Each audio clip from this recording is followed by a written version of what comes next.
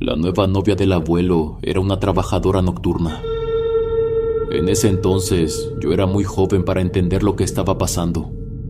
Solo me daba cuenta del terror que esa mujer trajo a la familia. ¿Cómo están, comunidad del último huésped?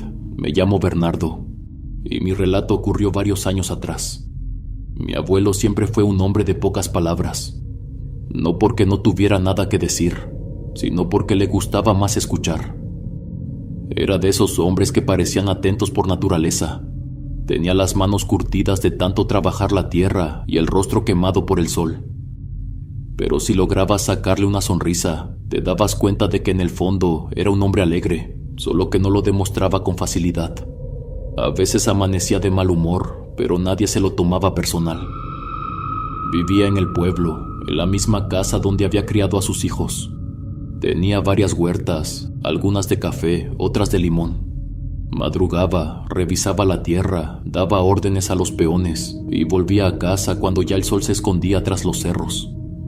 Así era él, metódico, constante. Pero todo cambió el día que mi abuela falleció. Al principio dejó de hablar tanto, después dejó de buscar a la gente. Siempre había sido un hombre reservado, pero después de la partida de mi abuela, se convirtió en una sombra de lo que era. No lloró en el funeral, no habló del tema, simplemente siguió con su rutina, como si no quisiera darle espacio al dolor. Yo era muy joven cuando todo esto pasó, así que en su momento no me di cuenta. Pero ahora que lo pienso, mis tíos y mis padres empezaron a alejarse de él, como si el fallecimiento de mi abuela les hubiera hecho olvidar que todavía tenían un padre. Tenía una tía que vivía en la sierra, mis padres en un pueblo vecino y otros tíos en el otro lado, en el país vecino. Pero nadie iba a verlo, nadie lo visitaba, y él tampoco hacía por buscarlos. Yo no lo visitaba mucho, para ser sincero, y estoy seguro que ni siquiera mis primos lo hacían. No es que no lo quisiéramos, pero simplemente pasó. Una mañana, mi madre recibió una noticia que lo cambiaría todo. Esa mañana, doña Ofelia llegó con aire de urgencia. Le contó todo a mi mamá. En el pueblo se decía que mi abuelo estaba con una mujer mucho más joven, una trabajadora nocturna de la casa de Rosa, un lugar donde varias mujeres ofrecían sus servicios a los hombres que podían pagarlo. El rumor cayó como un golpe seco. Mi madre reaccionó con enojo. No entendía que mi abuelo, un hombre serio y reservado, estuviera envuelto en algo así. Para ella, aquella mujer solo se estaba aprovechando de su tristeza, engañándolo con palabras bonitas para sacarle dinero. No tenía duda de que lo veía como un viejo con tierras y no como un hombre solo. La indignación se instaló en la casa. Mamá no podía aceptar que, tras la partida de mi abuela, mi abuelo hubiera encontrado compañía en una trabajadora nocturna. Decía que era una falta de respeto, una traición a la memoria de su esposa. Mientras ella se dejaba consumir por la molestia, yo intentaba entender qué significaba realmente todo esto. Quizás solo buscaba compañía, alguien que no lo viera como padre o abuelo, sino como un hombre que aún tenía deseos y necesidades. A pesar de que mis padres y yo vivíamos en un pueblo vecino, los comentarios sobre mi abuelo y su nueva relación nos llegaban por todos lados. La gente decía que lo veían más contento, como si de pronto hubiera recuperado algo que había perdido con el fallecimiento de mi abuela. Ya no se le notaba tan apagado ni con la mirada ausente. Volvía a sonreír y eso era suficiente para llamar la atención. Pero lo que más daba de qué hablar era que no andaba solo. Se decía que traía a la muchacha de un lado a otro en su camioneta, que la llevaba con él a la huerta y que incluso la habían visto acompañándolo a hacer compras en el mercado. Para algunos era un escándalo, un hombre de su edad paseando con una mujer joven, apenas en sus 20s. Otros, en cambio, no le veían nada de malo. Decían que si le hacía bien, que si lo ayudaba a sentirse menos solo, entonces no había razón para criticarlo. Pero incluso entre quienes no juzgaban su relación, surgía la misma duda. ¿Por qué con una mujer así? A nadie le cabía en la cabeza que algo bueno pudiera salir de aquello. Pasó un tiempo hasta que supe que mi madre había ido a verlo. No me lo contó en el momento, sino días después, cuando la noté preocupada. Según ella, la conversación con mi abuelo la dejó más inquieta de lo que ya estaba. No solo porque él no negó nada, sino porque parecía convencido de que lo que tenía con aquella mujer iba en serio. Le habló de ella con tranquilidad, sin titubeos, como si no entendiera por qué tanto alboroto. Mi madre insistió en que lo pensara bien, que era demasiado joven, que no era alguien con quien pudiera construir algo real. Pero él se mantuvo firme. Decía que la compañía le hacía bien, que después de tantos años trabajando y sacrificándose, no veía por qué no podía darse una oportunidad de ser feliz. Eso fue lo que más preocupó a mi madre. Para ella, mi abuelo no estaba viendo la realidad. Decía que era claro que la joven solo estaba con él por conveniencia, que se estaba aprovechando de su tristeza y de su estabilidad económica. Con esa inquietud, mamá decidió hablar con sus hermanos, quienes reaccionaron de inmediato. No hizo falta mucha explicación para que todos se indignaran.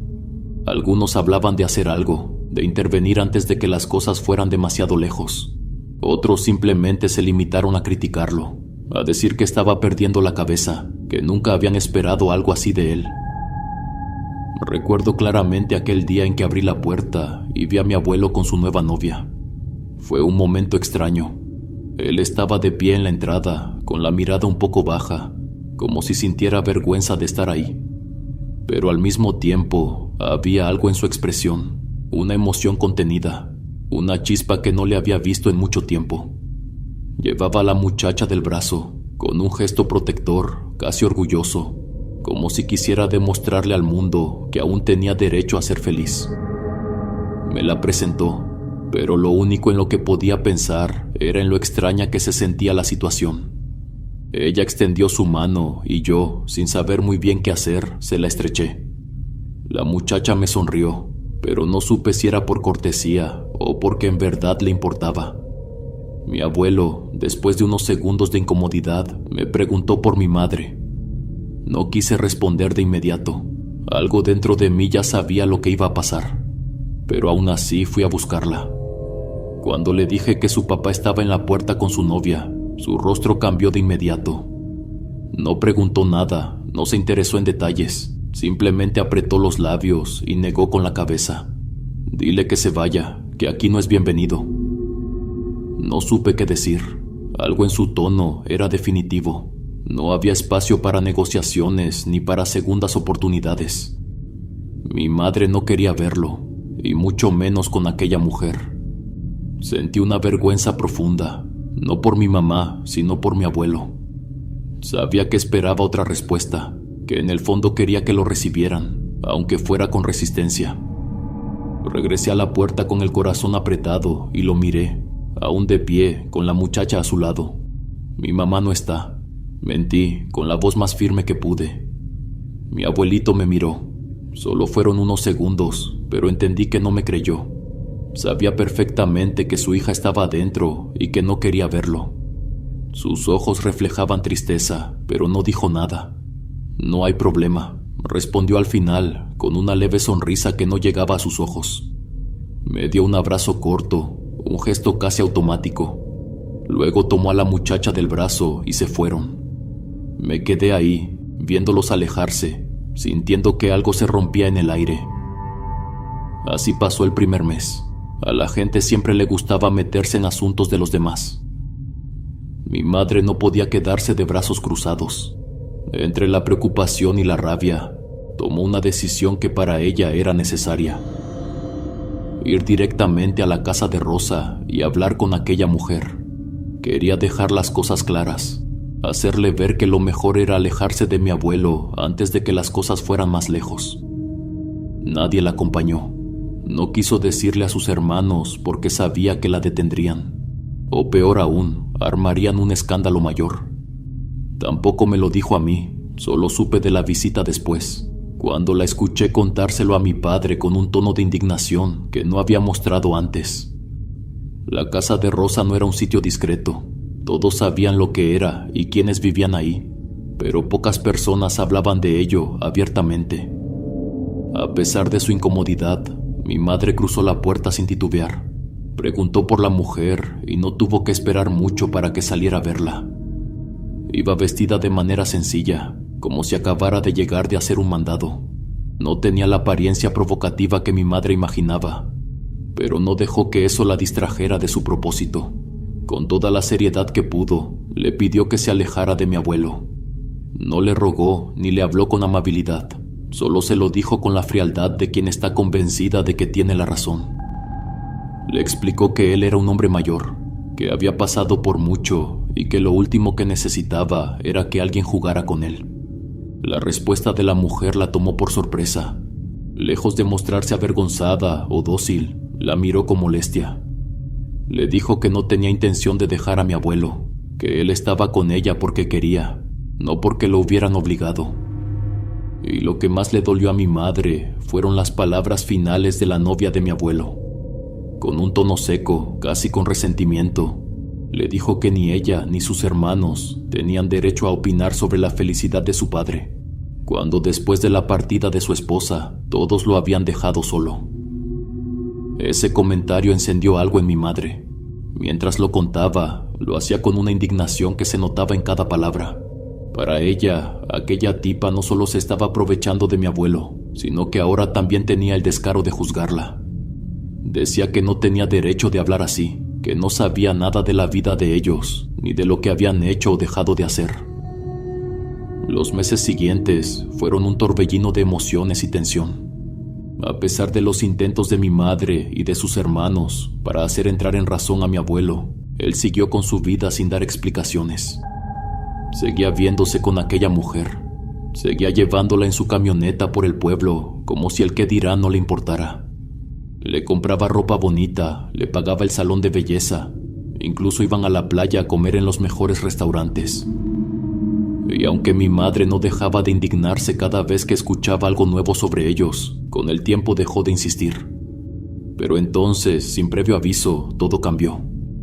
Mi abuelo siempre había sido un hombre fuerte. Nunca se había enfermado de gravedad. Pero de un momento a otro comenzó a debilitarse. Se veía más cansado, más lento. Su salud se deterioró rápidamente. Mi madre se enteró de la gravedad de la situación de una forma inesperada. No fue por sus hermanos ni por algún conocido del pueblo, sino por la última persona de la que esperaba recibir una llamada. La mujer con la que su padre había estado saliendo. La noticia llegó como un golpe seco. La muchacha le informó que mi abuelo estaba internado en el hospital, que su estado era grave y que debía ir cuanto antes. Había sufrido complicaciones que ningún médico pudo anticipar. Ahora estaba en una cama de hospital, con los doctores advirtiendo que su condición era crítica. Mi madre fue al hospital con urgencia, aún con el resentimiento y la desconfianza hacia la mujer, pero con la necesidad de ver a su padre. Al llegar, las esperanzas de una recuperación se desvanecieron rápido. Mi abuelo sufrió un paro al corazón antes de que alguien pudiera hacer algo por él. Su vida, que hasta hacía poco parecía seguir su curso con normalidad, se apagó en un instante. Mi madre no pudo hablar con él, no pudo hacerle las preguntas que seguramente tenía guardadas, ni decirle lo que nunca se atrevió a decir en vida. La noticia del fallecimiento de mi abuelo fue un golpe duro para todos, pero lo que vino después fue aún más inesperado. Mi madre fue la primera en enterarse. Aún con el peso del duelo sobre los hombros, recibió la noticia de que mi abuelo había dejado todo a su nueva mujer, la joven de apenas 20 años con la que había estado saliendo en los últimos meses. La casa, las huertas, los terrenos, todo lo que había construido con esfuerzo durante su vida, pasó a ser de ella. No hubo nada para sus hijos ni para sus nietos. Ella tenía un papel firmado donde el abuelo, en puño y letra, explicaba todo. La sorpresa se convirtió en indignación. Para mi madre y mis tíos aquello no tenía sentido. Mi abuelo no solo había decidido compartir sus últimos días con esa mujer, sino que también le había entregado todo lo que poseía, dejando a su propia familia con las manos vacías. El papel estaba firmado por él, con plena conciencia, dejando en claro que esa era su voluntad. Era obvio que esa tipa lo había influenciado. Según mi madre, el abuelo no sabía nada de esos trámites. En el pueblo, La gente murmuraba con incredulidad. Algunos decían que la joven lo había manipulado, que había sabido cómo llevarlo hasta ese punto, asegurándose de que todo quedara en sus manos. Otros, en cambio, argumentaban que tal vez mi abuelo simplemente había decidido premiar la única compañía que tuvo en sus últimos días. El pueblo era chico y aquí las cosas no siempre se resolvían de la manera correcta. Si conocías a las personas adecuadas, podías hacer que ciertos documentos simplemente no tuvieran valor. Nadie hablaba de eso abiertamente, pero todos sabían que había hombres que cuidaban la zona, gente con la que era mejor no meterse. No eran la ley, pero en muchas ocasiones eran más efectivos que ella. Mi tío, el que vivía en la sierra, fue quien tomó la decisión de buscar ayuda en esos círculos. No iba a permitir que una mujer que apenas llevaba unos meses con su padre se quedara con todo lo que él había construido con años de trabajo. Hizo algunas llamadas, habló con las personas correctas y en cuestión de días ya tenía una respuesta. Los hombres que cuidaban el pueblo entendieron la situación y no tardaron en actuar. Solo le pidieron algunas tierras a cambio. A la joven no le pusieron una mano encima, ni siquiera le gritaron, pero el mensaje fue claro. Le hicieron saber que no tenía derecho sobre nada de lo que había dejado mi abuelo, que los papeles que tenía en su poder no significaban nada allí. Le advirtieron que era mejor que se alejara, que olvidara cualquier idea de reclamar algo, porque no iba a terminar bien para ella. Con las palabras colgando sobre su cabeza, no tuvo más opción que ceder. Mi madre y mis tíos se encargaron de hacer las cosas de manera legal. La obligaron a firmar documentos que revertían todo lo que mi abuelo le había dejado. No fue una negociación, fue una imposición. La novia de mi abuelo podría haber intentado pelear, pero entendía que meterse con los hombres equivocados solo le traería problemas más grandes. De un día para otro perdió todo. Lo que hasta hace unas semanas parecía un futuro seguro para ella se desmoronó frente a sus ojos. Los hijos se quedaron con la herencia, la casa, las tierras, los árboles frutales que mi abuelo había cuidado por años. Poco después, mi madre comenzó a buscar unas joyas que, según ella, debían estar ahí. Eran piezas de oro, algunas heredadas de mi abuela, otras que mi abuelo había guardado con cuidado durante años. Siempre estuvieron en la casa, guardadas en un lugar seguro. Pero cuando mi madre quiso recuperarlas, no estaban por ningún lado. Al principio pensó que tal vez las había olvidado en otro sitio, pero después de revisar una y otra vez, la preocupación comenzó a crecer. Buscó en cada rincón, revisó los muebles, los armarios, pero las joyas no aparecían. Mi tío Anselmo, el que vivía en la sierra, también se involucró. Dijo que debían estar ahí, que su padre nunca las habría sacado sin motivo. Se pusieron a buscar con desesperación, casi como si estuvieran poseídos por la ansiedad de encontrar ese oro.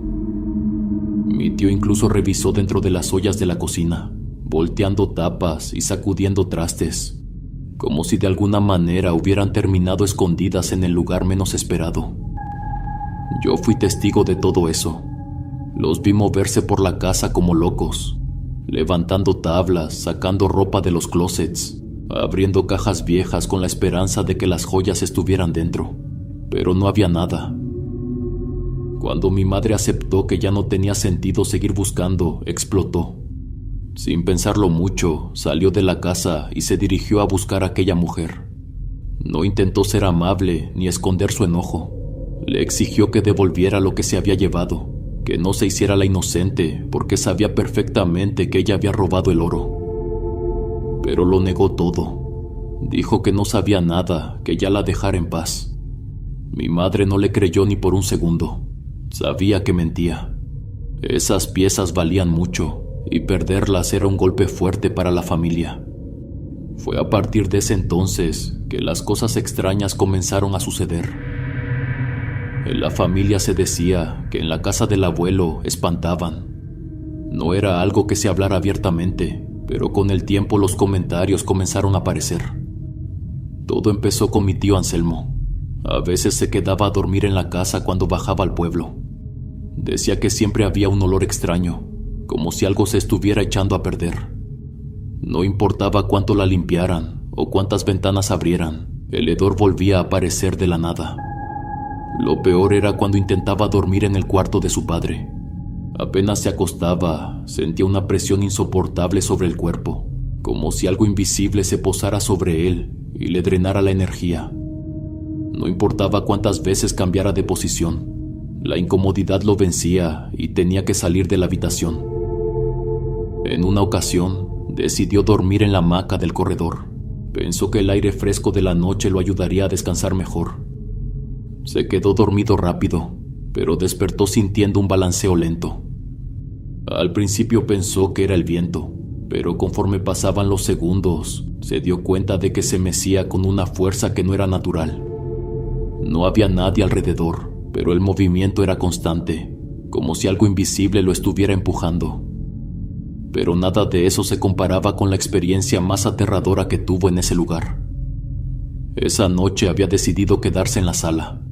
Se acostó en el sofá con la intención de dormirse temprano, pero algo lo hizo abrir los ojos en plena madrugada. Fue cuando levantó la vista que lo vio. Un hombre vestido completamente de negro estaba frente a él. Llevaba ropa de campo, gastada y sucia, como si hubiera estado caminando por los cerros. Mi tío apenas pudo moverse antes de que aquella figura se le echara encima. Sintió el peso de su cuerpo empujándolo contra el sofá, con tanta fuerza que apenas podía respirar. Intentó gritar, pero su voz apenas salió como un gemido ahogado. Pataleó, forcejeó como pudo y logró zafarse, corriendo hacia la puerta con el corazón golpeándole el pecho. Su cuerpo temblaba descontroladamente. Se quedó unos segundos en la oscuridad de la noche, tratando de calmarse, sin entender lo que acababa de pasar. Cuando reunió el valor para volver a entrar, la casa estaba en completo silencio. No había nadie allí. A mi madre y a mí también nos habían pasado cosas extrañas. Fui con ella para ayudarla a acomodar algunas cosas. Desde que entramos, sentí que el ambiente era distinto. La casa se veía más oscura, más apagada. No quise decir nada, pero no me sentía cómodo estando ahí. Había un olor extraño, muy leve, pero presente. No era fácil de describir. Algo entre humedad y algo viejo, como ropa guardada por mucho tiempo. A veces, cuando íbamos al pueblo, nos quedábamos a dormir en la casa para no hacer el camino de regreso tan tarde. Al principio no me molestaba, pero con el tiempo empezaron a pasar cosas. Una de esas noches, mientras dormía en el cuarto con mi madre, escuché que tocaban la puerta. No fue un golpe fuerte, sino un toque pausado y claro. Me desperté de inmediato, pero pensé que tal vez había sido un ruido cualquiera, hasta que volvió a sonar. Mi madre también estaba despierta. Me di cuenta porque, cuando la miré, ya estaba sentada en la cama, escuchando en silencio. Después de dudar un poco, se levantó y fue a abrir. Lo hizo con cautela, como si esperara encontrarse con alguien del otro lado, pero no había nadie.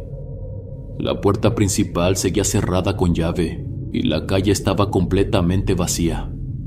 No dijimos nada, pero después de eso nos costó volver a dormir. Otra noche, cuando nos volvimos a quedar, nos pasó algo diferente. Estaba dormido cuando un ruido me despertó de nuevo. Esta vez venía de la cocina. Se escuchaba cómo movían los trastes, como si alguien estuviera buscando algo. No eran ruidos sutiles, ni madera crujiendo, sino platos que se deslizaban y cubiertos chocando entre sí. Me quedé en la cama, escuchando. No tenía el valor de ir a ver qué era. El sonido continuó un rato, hasta que de repente todo quedó en silencio. Revisamos la cocina, pero todo estaba en su lugar. Después de eso, tanto mi madre como yo decidimos que ya no era buena idea dormir en esa casa. Pasaron los meses y cuando llegó la temporada de cultivo, la familia se preparó para trabajar las huertas como lo había hecho mi abuelo toda su vida. Sin embargo, algo extraño comenzó a ocurrir. A pesar de que hicieron todo como siempre, los árboles parecían rehusarse a dar fruto. Pensaron que tal vez era cuestión de paciencia, que la cosecha tardaría un poco más en madurar. Pero con el paso de las semanas se dieron cuenta de que algo no estaba bien. El café, que antes crecía en abundancia, comenzó a marchitarse sin razón aparente. Los frutos que alcanzaban a salir tenían un olor extraño. Algunos parecían podrirse antes de madurar. Las naranjas y los limones se secaban en los árboles, y las pocas que lograban recolectar no tenían el sabor de antes. El problema no tardó en convertirse en una preocupación real. Cultivar las huertas requería inversión, y cada mes que pasaba sin obtener ganancias era dinero perdido. Mis tíos del otro lado comenzaron a mandar dinero para cubrir los gastos, convencidos de que era solo cuestión de tiempo para que la situación mejorara. Pero se iba como agua entre los dedos. Se pagaban trabajadores, fertilizantes, herramientas, y a cambio solo obtenían cosechas débiles o completamente inútiles. Las tierras que durante años habían sido la base del sustento familiar se estaban volviendo estériles. Mi madre empezó a vivir cosas aún más perturbadoras. Al principio solo eran sueños. Soñaba con mi abuela, pero no como la recordaba en vida, sino de una forma retorcida.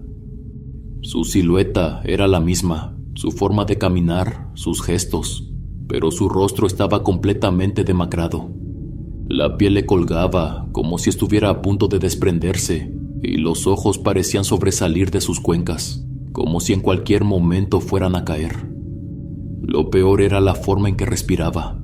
Sonaba pesado, irregular, como si estuviera luchando por tomar aire. Mi madre despertaba angustiada, sintiendo aún esa respiración en la habitación. Al principio intentó ignorarlo, convencida de que era el estrés, que tal vez la situación con la casa y las tierras la estaban afectando más de lo que creía. Pero entonces dejó de ser solo en los sueños. Todo empeoró cuando empezó a verla estando despierta. Al principio eran sombras, destellos que aparecían en los rincones de la casa cuando se quedaba sola. Pero una tarde, cuando doblaba ropa en el cuarto, la vio con claridad. Estaba concentrada en su tarea cuando sintió que alguien entraba en la habitación. Alzó la mirada y ahí estaba su madre, o lo que quedaba de ella. Era la misma figura de sus sueños, con ese rostro desfigurado, la piel colgando y los ojos a punto de salirse. Se quedó paralizada, con la respiración entrecortada, sin saber qué hacer. La cosa se movió lentamente y se sentó en la cama, justo frente a ella, observándola en completo silencio. No hacía nada, no hablaba, solo la miraba con una atención insoportable. Mi madre sintió cómo su cuerpo se descomponía, como un terror profundo la iba invadiendo desde el estómago hasta la garganta. No podía moverse, no podía gritar, solo podía sentir el peso de aquella mirada sobre ella. En algún momento reunió la fuerza suficiente para dar un paso atrás. Lo hizo con cuidado, sin apartar la vista de aquella mujer, moviéndose lentamente hacia la puerta. Salió del cuarto y avanzó por el pasillo con el corazón golpeándole el pecho. Cuando llegó a la cocina, se giró para ver si la cosa la seguía, pero la puerta del cuarto estaba abierta y nadie salió.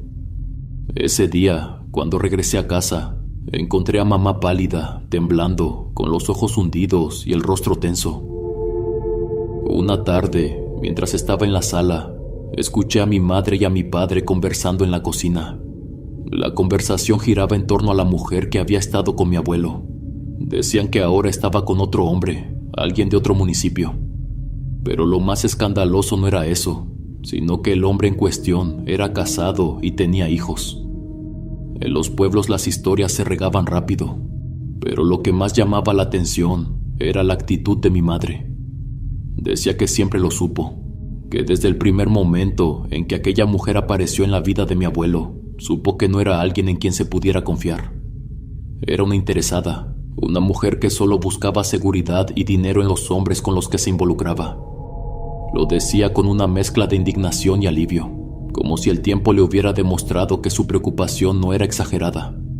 Decía que, si las cosas hubieran sido diferentes, si nadie hubiera intervenido, ahora esa mujer estaría disfrutando de la casa, de las huertas, de todo el trabajo de mi abuelo. Conforme los días pasaban, las cosas se ponían peor. Mi tío Anselmo llegó a la casa sin previo aviso. Se sentó frente a ella y, después de unos segundos de silencio, le dijo que junto a su esposa habían tomado una decisión. Iban a visitar a un curandero. Mi madre se quedó mirándolo, esperando que le dijera que estaba bromeando. Desde pequeña, mi abuela le había inculcado que esas cosas eran malas, que los curanderos y brujos eran gente que jugaba con fuerzas que no venían de Dios. No creía en limpias, ni en hechizos, ni en que alguien pudiera arreglar problemas con rituales. Pero Anselmo hablaba en serio. Decía que todo esto se sentía mal, que la mala racha con las huertas, la casa, la familia, no era normal. Algo los estaba arrastrando hacia abajo y él no iba a quedarse con los brazos cruzados. Le explicó que fue su esposa quien insistió en buscar ayuda, que conocía a alguien en la sierra que podía decirles qué estaba pasando. Mi madre negó con la cabeza, pero Anselmo continuó. Le dijo que lo más probable es que aquella mujer, la joven con la que había estado el abuelo, les hubiera hecho brujería.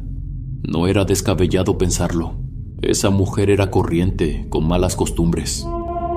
Además, su padre no era un hombre que tomara decisiones a la ligera. Nunca lo había sido. Y sin embargo, de un día para otro cambió por completo. Estuvo con una mujer que nadie conocía, que apenas tenía 20 años, y después se enfermó sin razón aparente.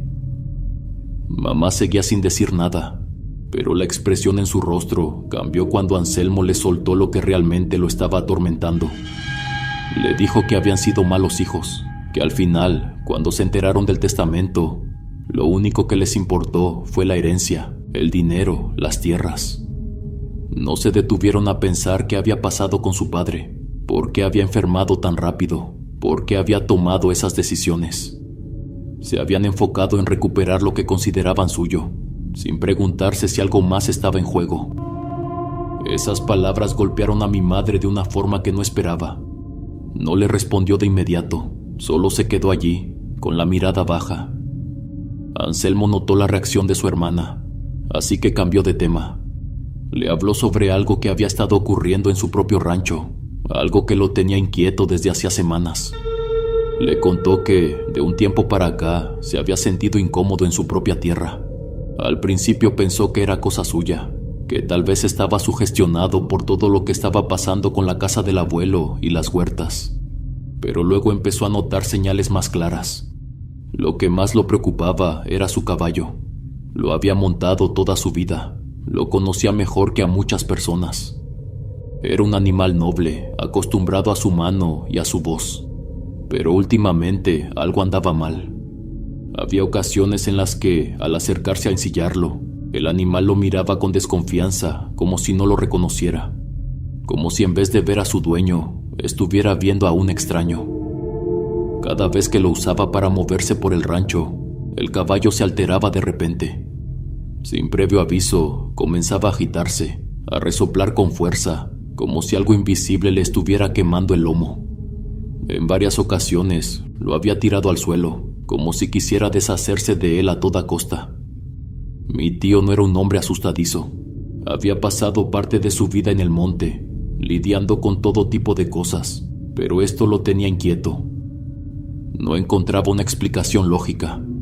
Era como si el animal sintiera que él traía encima algo que lo espantaba, algo que lo hacía reaccionar con pánico. También contó cuando, una noche, regresaba al rancho en su camioneta con uno de sus hijos. Era tarde, la carretera era angosta y estaba rodeada de cerros, de esos caminos donde la oscuridad parece más densa. Mi tío, que siempre prestaba atención a los detalles, notó algo extraño en los espejos retrovisores. Había alguien corriendo detrás de ellos. Al principio pensó que era un reflejo o su vista jugándole una mala pasada, pero no. La sombra se movía con claridad, iluminada apenas por los focos traseros de la camioneta. Corría con una velocidad no natural, manteniéndose a la misma distancia sin importar cuánto acelerara.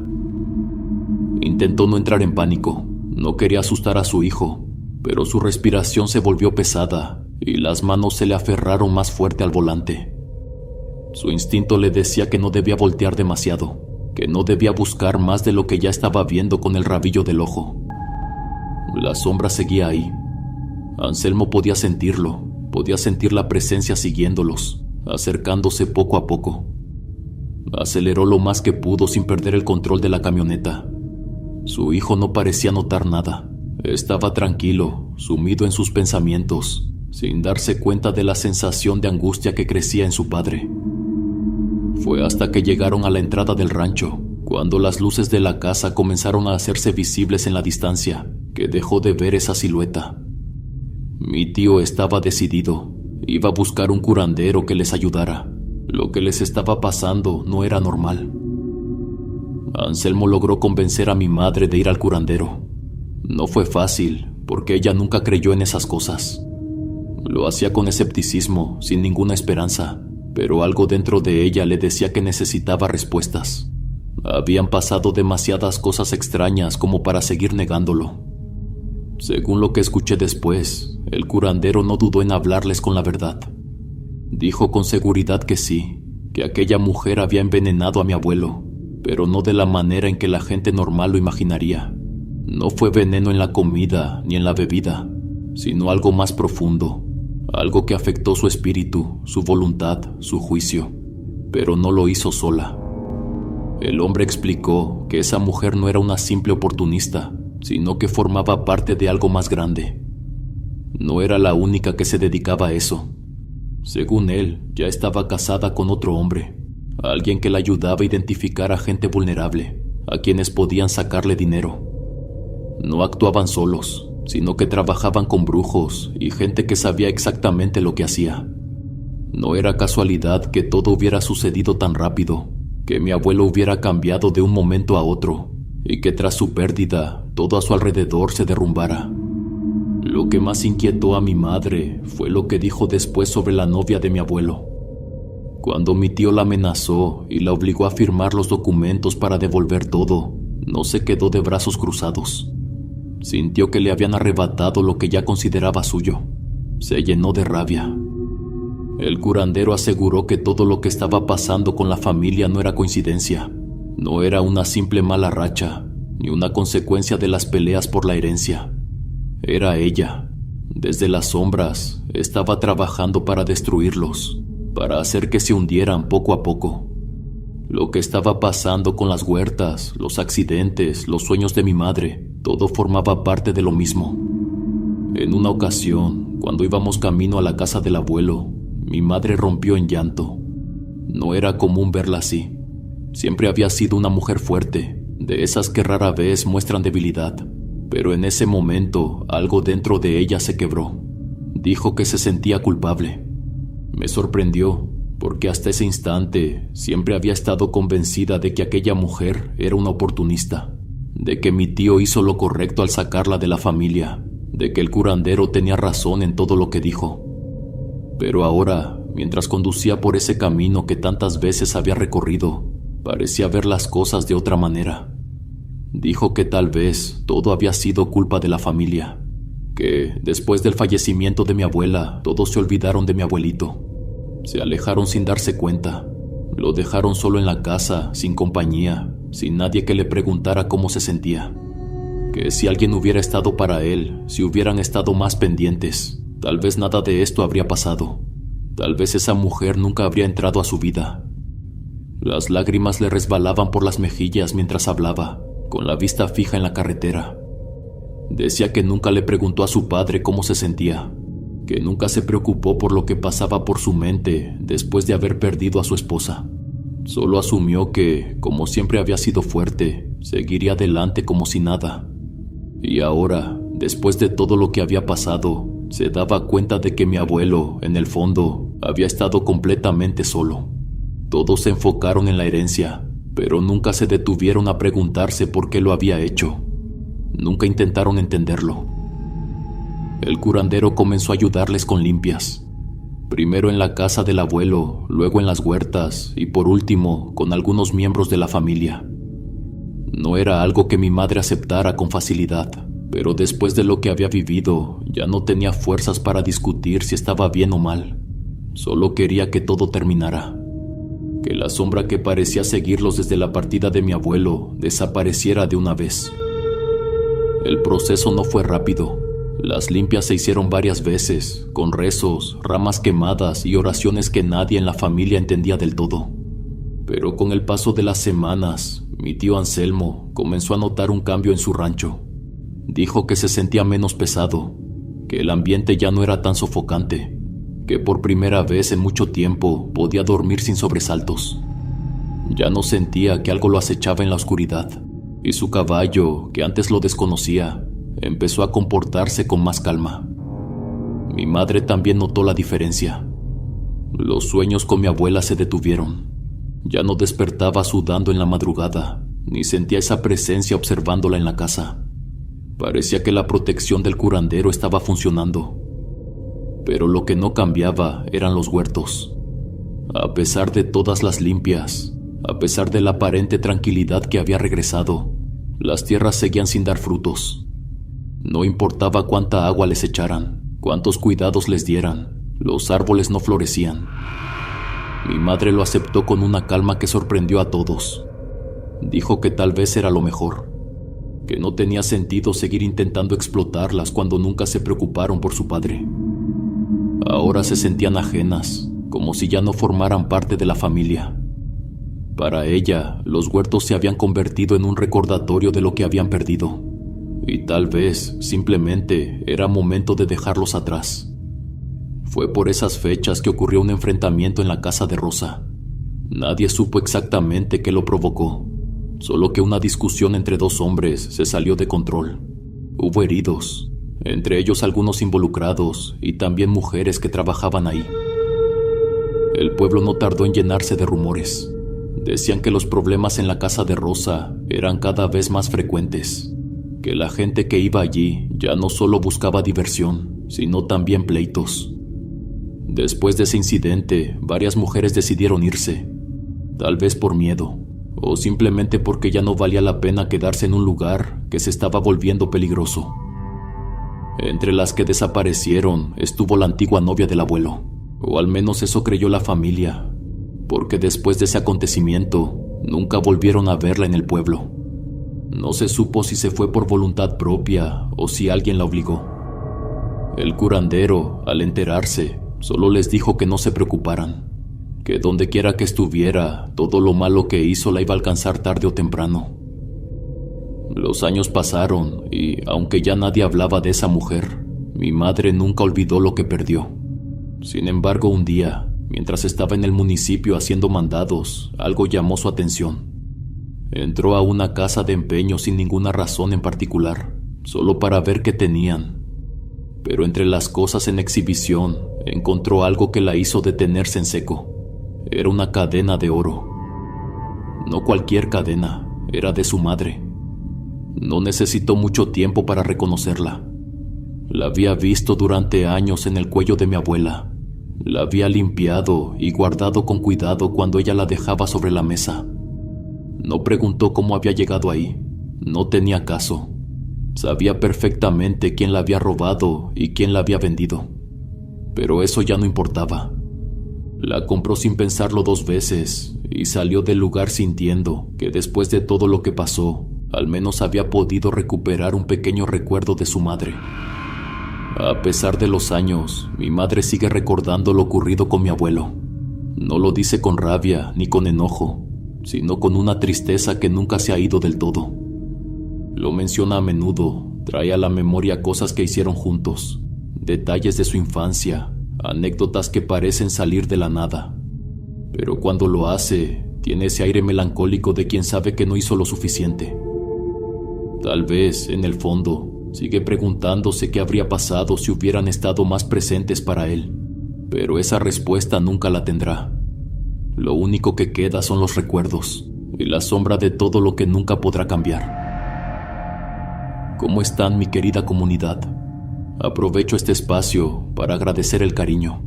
Me encanta poder entrar en sus vidas y en sus rutinas. Saben que siempre será un enorme placer. Si el relato fue de su agrado, no duden en suscribirse al canal. No saben lo mucho que nos ayuda para que nuestra bonita comunidad siga creciendo. No olviden dejar sus comentarios. Me gusta mucho leerlos y nos permite conocernos un poco más. no tengo otro canal de relatos de terror. Así que si escuchan mi voz y mis historias en otro lado, no soy yo. Es un oportunista que se está robando mi contenido. Por favor, no consuman esos videos. Que la vida me los bendiga, mis queridos huéspedes. Son la mejor comunidad que uno puede tener. Aquí siempre serán bienvenidos. Nos vemos hasta la próxima. El último huésped.